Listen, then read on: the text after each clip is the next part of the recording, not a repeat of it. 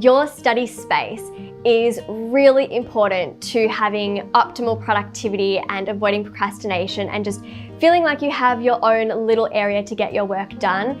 And so I think it's really important, if you are actually, whether you're staying at home or starting out a new school year or uni or college out of the house, it's really important to tidy your study space already. So have that nice and tidy and clean. A clear and clean environment makes for a clear and clean mind.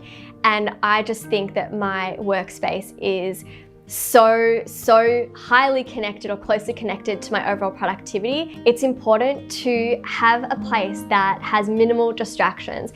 So you're going to either be studying at home and need somewhere to get your work done, or you're going to come home from school and have to do your homework and you need somewhere that you can go to that's nice and quiet.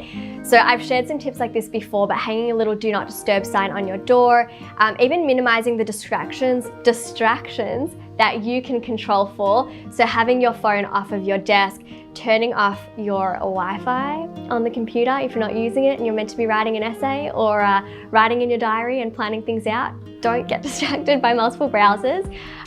Anything like that you can think of, whatever you notice that pulls your focus from the task at hand, make sure that you're getting on top of that now and not waiting until you're halfway through a pretty procrastination-filled study session to realize, hey, you've got to have a bit more self-control there.